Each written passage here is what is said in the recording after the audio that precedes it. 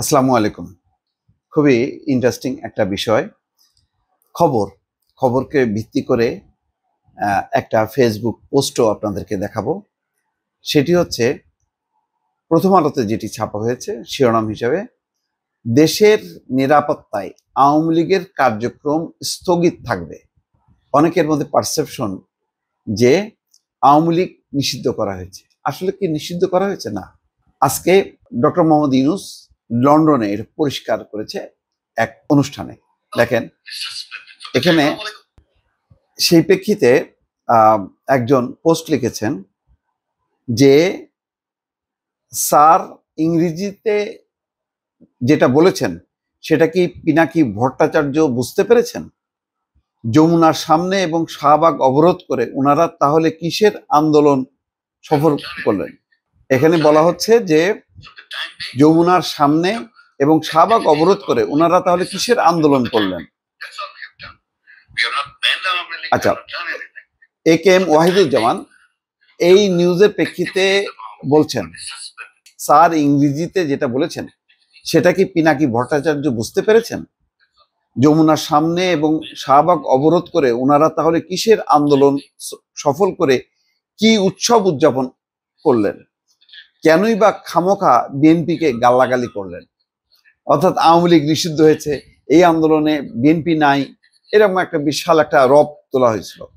আজকে ওই ডক্টর মোহাম্মদ ইউনূসের বক্তব্যটা সেটা কিন্তু বারবার প্রচার করেছেন এ কে এম ওয়াহিদুজ্জামান, যে একদম পরিষ্কার করে বলছেন। আমার মনে হয় যে এডিটরকে বলতে পারি যে এটা দেখানোর জন্য, For the time being, the activities of Awami League will be suspended for the time being. That's all we have done. We have not banned Awami League, we have not done anything. যে মূল খবর আসি, খবরটা হচ্ছে এই যে দেশের নিরাপত্তায় আওয়ামী লীগের কার্যক্রম স্থগিত থাকবে। লন্ডনে অধ্যাপক ইউনূস আওয়ামী লীগকে নিষিদ্ধ করা হয়নি উল্লেখ করে প্রধান উপদেষ্টা অধ্যাপক মোহাম্মদ ইউনূস বলেছেন, দেশের নিরাপত্তা, দেশের রাজনীতির নিরাপত্তার স্বার্থে নির্দিষ্ট কিছু সময়ের জন্য আওয়ামী লীগের কার্যক্রম স্থগিত থাকবে। তার মানে হচ্ছে যে আগামী নির্বাচনে অংশ নিতে পারবে না, এটা কিন্তু না, এইটা কিন্তু মিন করে নাই। আবারও বলি, ডক্টর মোহাম্মদ ইউনূস বলছেন দেশের নিরাপত্তা, দেশের রাজনীতির নিরাপত্তার স্বার্থে নির্দিষ্ট কিছু সময়ের জন্য আওয়ামী লীগের কার্যক্রম স্থগিত করেছে। তার ব্যাখ্যা দিয়েছেন তিনি। বুধবার লন্ডনের পররাষ্ট্র নীতি বিষয়ক থিঙ্ক ট্যাঙ্ক চ্যাথাম হাউসে আলাপচারিতা এক প্রশ্নের জবাবে এই কথা বলেন প্রধান উপদেষ্টা। The royal institute of international affairs নামে পরিচিত চ্যাথাম হাউস 1990 সাল থেকে পররাষ্ট্র নীতি নিয়ে কাজ করছে। আন্তর্জাতিক বিষয়গুলির উপর গুরুত্ব দেয় এই গবেষণা প্রতিষ্ঠান। বিশ্বের গুরুত্বপূর্ণ নেতারা বিভিন্ন সময় এখানে কথা বলেন। তো নিঃসন্দেহে ডক্টর মোহাম্মদ ইউনূসকে তারা সিলেক্ট করেছে। চ্যাথাম হাউসের পরিচালক ব্রনওয়ে ম্যাডক্সের সঞ্চালনায় আলাপচারিতায় প্রধান উপদেষ্টা অন্তর্বর্তী সরকারের 3 দায়িত্ব সংস্কার, জুলাই হত্যাকাণ্ড, বিচার, নির্বাচনের কথা উল্লেখ করে সেগুলো বাস্তবায়নের লক্ষ্যে নেওয়া পদক্ষেপগুলো বিস্তারিত তুলে ধরেন। আচ্ছা, এরকম কোনো অনুষ্ঠানে শেখ হাসিনা কি কখনো আমন্ত্রিত হয়েছিলেন? আমার জানা নেই, আমার মনে পড়ে না। যদি আপনাদের মনে পড়ে তাহলে একটু উল্লেখ করেন আমার এই কমেন্ট বক্সে। আচ্ছা, সঞ্চালকরা বলছেন, প্রশ্ন করেন যে জুলাই সনদ হচ্ছে, সমালোচকরা বলবেন যে অনেক রাজনৈতিক দলকে এর বাইরে রাখা হচ্ছে, যারা এর সাথে একমত নাই, যেমন আওয়ামী লীগ, তাদের জন্য কোনো জায়গা রাখছে না।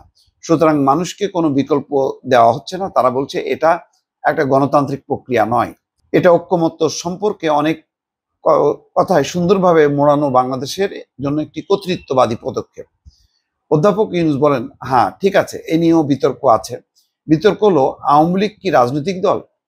যদি তারা রাস্তায় এইভাবে তরুণদের হত্যা করতে পারে, এইভাবে মানুষকে গুম করতে পারে, এইভাবে টাকা চুরি করতে পারে, আমরা কি তখনও এটিকে রাজনৈতিক দল বলবো? সুতরাং এটি একটি বিতর্ক, এটি কোনো সিদ্ধান্ত নয়। 5ই আগস্টের পরের কথা বলছে যে প্রধানমন্ত্রী দেশ থেকে পালিয়ে যাওয়ার পর সারা দেশের মানুষ তা উদযাপন করেছিল।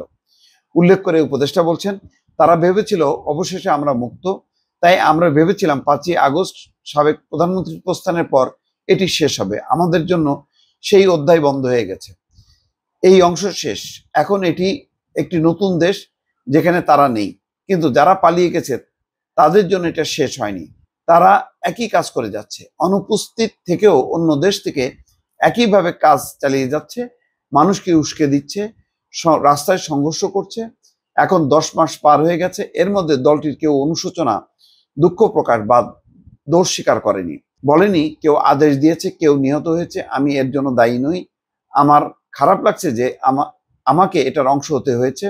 তাদের মধ্যে এমন কেউ নেই, ফলে আমাদের কাছে এটা শেষ, কিন্তু তাদের কাছে এটা এখনো চলমান। তিনি বলছেন যে তাই আমরা নিরাপদ বোধ করি না।